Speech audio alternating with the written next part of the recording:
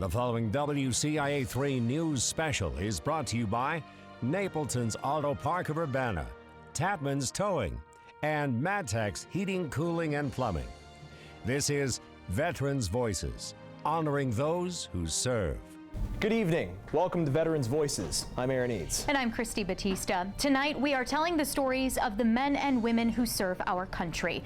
Military service is a tradition many families are proud of. For this family, the willingness to serve carried over 3 generations. Even though these men are not the same as when they went off to war, they say they wouldn't change a thing. WCIA3's Emily Braun shares their story. Meet the Blanchard family. Grandfather Ricky Blanchard, his son Tony, and grandsons Shane and Chris. All of them decided to serve in the military. Here's how it all started. Well, when I was 18 years old, I knew I was going to get drafted, so I decided just to go down and enlist. My mom wasn't very happy about it, but 3 weeks after I enlisted, I did get my draft notice. He went off to serve in Vietnam. He was everything from a mechanic to a dispatcher to a tank driver. While there, he met Susie. When he came back to the States, he brought his new bride, but he couldn't bring much else. Most of the stuff that I had from Vietnam was all in my footlocker when I came back, and they were supposed to send it to me, but I never got it. So all my memories and stuff of that was all in. There was hundreds and hundreds of pictures in it. He holds the ones he does have close to his heart on this flash drive. All of the pictures you've seen so far come from this. Years later, their son Tony went off to serve in Desert Storm. I didn't really talk to him a lot about it. He just wanted to do it. My dad was there, and I figured, no problem, just go. Tony Blanchard and 12 other men were exposed to toxic chemicals while serving. All of them had major strokes. Only 2 men, including Tony, survived. In spite of that, Tony says he's proud to have served. Great thing, you know, everybody should do that. I think it should. He's just as proud of his 2 sons, Chris and Shane. Shane works in the intelligence department. Chris, we showed you last year. He was a part of the honor guard for George H.W. Bush's funeral. His family teared up watching him carry on a family tradition for such a high-profile occasion. Just happy, and my kids and everybody else. All of us have served, you know, and we're really proud that we did. I wouldn't change anything. It was tough at first, especially for Ricky, the Vietnam veteran. People didn't always respect veterans like him the way they do now. You know, when we came back from the military, they told us not to wear our uniforms off the plane. So, because of the protesters and stuff. But there's a lot of people now that'll come up to you when they know you're a vet and shake your hand and thank you for your service. That means a lot. As for the memories, even though it's been years, still not giving up on that footlocker. They say there's a place that when they lose one, there's a storage place somewhere in Pennsylvania. He won't give up until he has even more pictures to illustrate the Blanchard family story. For Veterans Voices, Emily Braun, WCIA3, your local news leader. Mothers helping mothers. That's the idea behind a group of women who didn't sign up to serve their country, but their sons and daughters did. The Blue Star Mothers of America is a network of more than 6,000 women supporting each other before, during, and after their children serve their country. The women send care packages, support veterans organizations, and befriend one another during a child's stressful deployment. You come together here and we listen to each other and we get it. And it's just that understanding that isn't often provided out in the real world. The Blue Star Mothers of America has chapters all over the country. You can find the group closest to you on bluestarmothers.org. One of the brave souls who brought the fight to the shores of Normandy now remembers D-Day from afar at his home in Florida. Patrick Ryan was 18 years old at that time. WCIA3's Steve Andrews tells us D-Day filled the young Navy helmsman with excitement, terror, and courage. Outside Patrick Ryan's Homosassa home are hints of what's inside. Beyond the front door, a proud display of hats, pictures, medals, and a small model of a landing craft similar to those on which this now 94-year-old veteran carried American troops into 6 different invasions, among them Sicily, Okinawa, and one 75 years ago, Normandy. We set sail June 5th around midnight. Halfway across the English Channel aboard the Thomas Jefferson, Patrick remembers hearing the thunder of the Allied bombardment. As the shells would hit, they would explode. As they crept closer to destiny that morning, no one slept. Everybody's shaking. You never know what's going to happen, you know? His ship laid anchor off Omaha Beach. And they said, you're going to see thousands of ships. And we did. In the pre-dawn dark, it was time. There was so much time lost trying to load because the damn boats were going like this, and these poor guys trying to climb into them. Patrick from Brooklyn says he rarely met the soldiers. His eyes welled a bit at the thought of one. He said, well, I live in Jersey. He said, I wonder if you could do me a favor. And I said, sure. He said, would you give my mother my watch? I never heard if the guy made it. His landing craft loaded with roughly 30 soldiers. The first wave headed to the beach. Patrick struggled with heavy seas and unrelenting enemy fire. In the water, bullet hitting, popping up, and some of them hitting the front. You could hear them, bang, bang. In the dark, he guided 30 soldiers onto Omaha and into history. And when you drop it, these poor guys run like hell, and you hear all the firing. You could see a couple of them maybe get hit, fall down, some just lay on the beach. More than 4,400 Allied soldiers died on D-Day, most of them under the age of 20. His landing craft empty, Patrick returned to the Thomas Jefferson for more. Guys I knew that were aboard ship with me and that, and some of them got hit and never came back.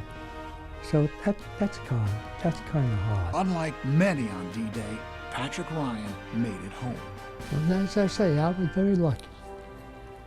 I thank God for that.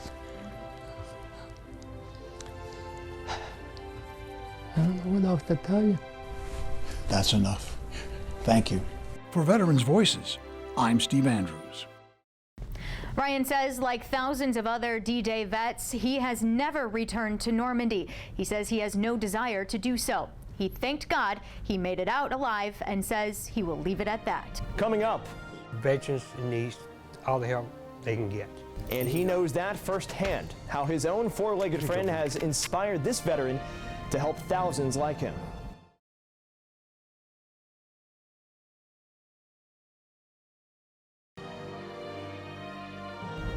Welcome back to Veterans Voices. We continue to bring you the stories of veterans in our country, veterans who are using their struggles to help others, and that includes Toby Yarborough. His military career came to a crashing halt after he was severely hurt during a 2002 deployment.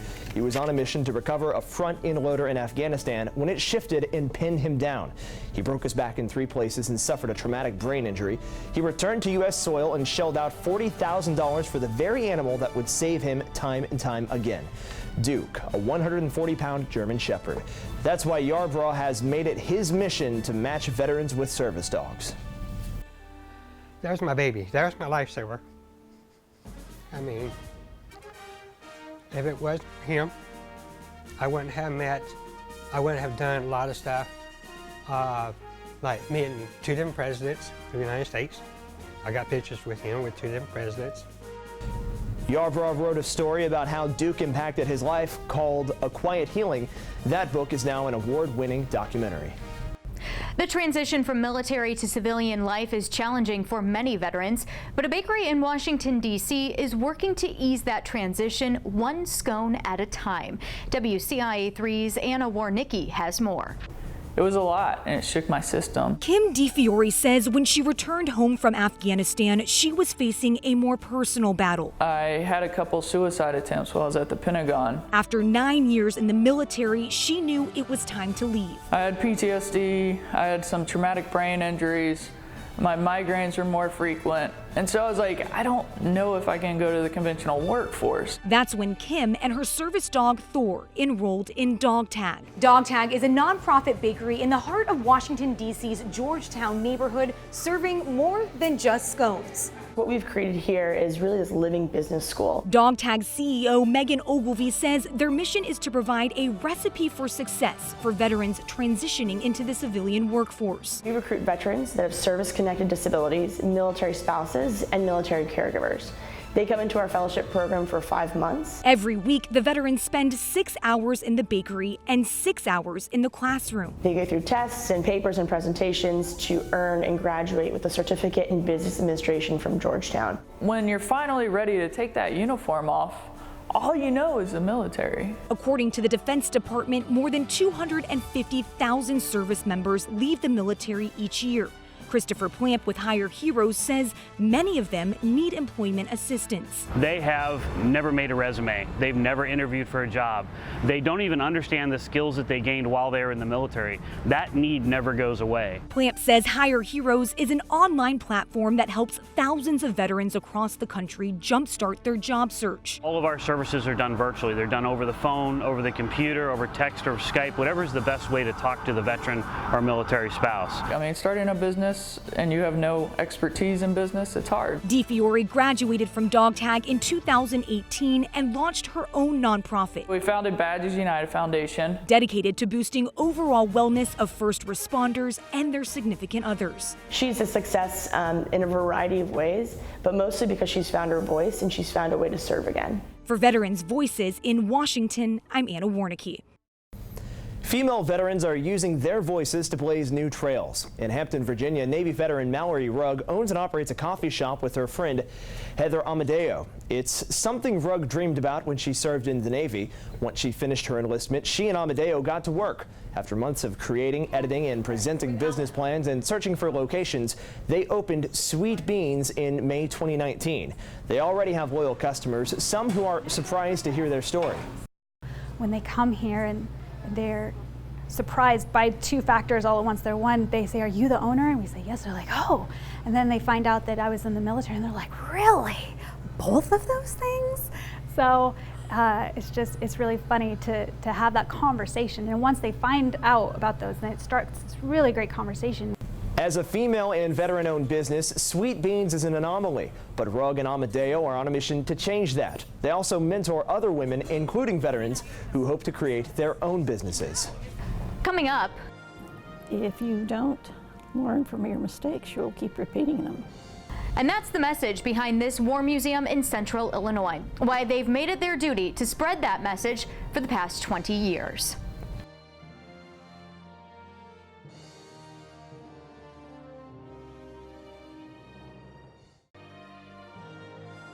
Welcome back to Veterans Voices. The Vermilion County War Museum is celebrating its 20th anniversary this Veterans Day. The museum has thousands of artifacts from every major conflict the U.S. has fought in, donated by countless veterans and their loved ones. WCIA3's Jen Lask spoke with people who've been with the museum from the start about why it's so important to remember. Then it was just a lot of work. Coletta Johnson began working with the museum before it even opened. First thing I remember when we got possession of the building, it was empty, of course, except what the library had left, which was some shelving. The museum started off with roughly half a dozen donations. Today, there are more than 4,000. Van Fleet was ahead of the troops in Korea. Johnson helps protect the memories and belongings of servicemen and women, including one dear to her heart, Harry, her late husband, and another supporter of the museum in its earliest days. He was in Korea, and so when we heard about that they had the building, then we started coming to that. We wanted to have something that would bring attention to veterans, and this sounded like a good idea to him, so we're just here. This was one of the first uniforms. Johnson works alongside Jim Kuzminoff and Ron Bolser. We've got stuff almost up to the ceilings anymore here. Showing us the World War II D-Day exhibit, Kuzminoff explains why this cause, sharing the memories from each war, engaged in Operation Neptune. The Navy called it Neptune. Is so important. Everything in this room was used in some way in D-Day. He lost his older cousin in World War II. When my aunt and uncle were notified of his death in North Africa, what decisions they had to make, and it was, I just felt a part of him. As some of the wars in this building become more and more of a distant memory, The War Museum's team recognizes the responsibility they bear.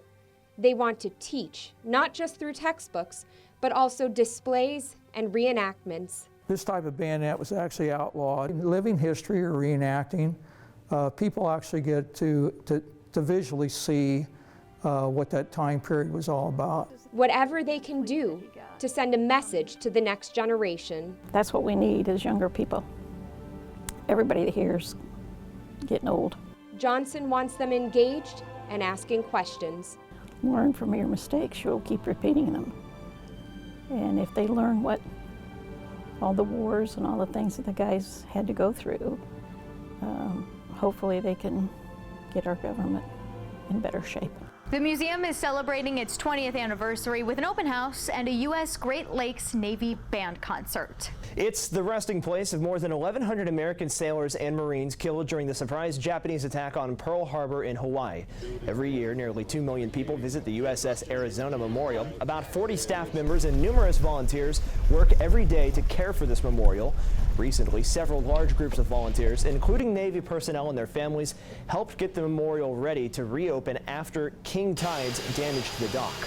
And together, those 130 or so individuals contribute about $20,000 in labor to the rebeautification effort out at the USS Arizona Memorial. That included painting the entire interior of the memorial and parts of the exterior, removing rust, polishing the stainless steel rub rails and handles out on the memorial. Volunteers like that are just a part of what's necessary to maintain the memorial, so this landmark and the lives lost are always remembered. A veteran from Norfolk, Virginia went against the grain of service in his family and ended up with quite a story to tell. WCIA3's Katie Collette shares his life-changing service to our country. My grandfather was in the Army, my dad was in the Army, I joined the Navy. He laughs, but that decision to join the Navy in 1988 changed the course of Andy Sutter's life. At 19, he made the trip to Naval Station Norfolk, the largest naval base in the world. This retired U.S. Navy senior chief had no idea when he started his military career the challenges and accomplishments that awaited him. You know, when we talk about it and we talk about the history, I still get choked up a little bit about it. His first deployment was in 1991 aboard the USS Biddle, part of the historic Wisconsin Battle Group. The Wisconsin, this launcher here, one of these launchers right here up at the top, were one of the first launchers to launch a Tomahawk missile into Iraq during the Persian Gulf War. One of Andy's jobs while on the Biddle, make sure no enemies followed American crews back after bombing runs. We sat there because our extended range missiles could shoot down enemy Klingons that were coming back, chasing our guys back to the ships. Over the years, Andy was deployed multiple times. Going to Iraq almost got to the point where it was second nature. His one constant? Janet, his wife. My wife is amazing. You can't do this job without having a solid foundation. While his family life was solid, his career path was about to change. So I put a request sheet in to go to Navy hovercrafts, and I did Navy hovercrafts for 14 years. While flying Navy hovercraft, Andy completed the Thunder Valley Patrol. It was the first time that Navy hovercraft were used to protect the Iraqi oil terminals. He also took on a mission in an area called Qasr to test if the hovercraft could make it through tight waterways. He followed this map showing mine danger areas. That was a very trying time. You're flying off the coast of Iran and Kuwait with another hovercraft in tandem, no channel markers, no buoys, you're on night vision goggles. The stressful mission was a success. In 2005, Andy's career took him to Jordan on board the USS Ashland. I woke up the next morning and I heard what sounded like a big, huge trash can, a dumpster, getting dumped onto the ground. He quickly learned that wasn't a dumpster. It was a rocket. You know, they were pulling the Kearsarge off and you could see right where it hit the warehouse. And we didn't know what the heck was going on except for we had just came under this attack. Andy says all of the training they did paid off. You just have to react. You can't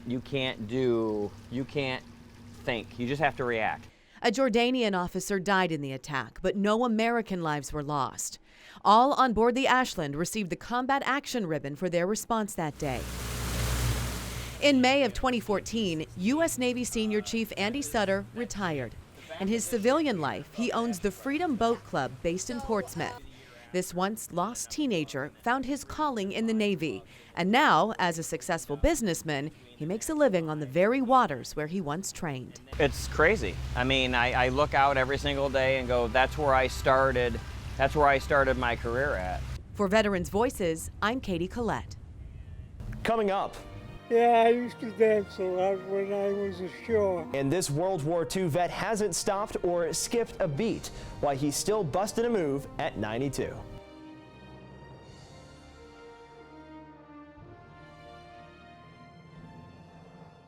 Before we go tonight, a 92-year-old veteran says he has no plans on slowing down anytime soon. Every Thursday night, you can catch Angelo Rico cutting it up on the dance floors around Richmond, Virginia. The 92-year-old Navy vet can be seen turning and twirling to the live music. He says the dancing keeps him active. We found out it keeps him popular with the ladies as well.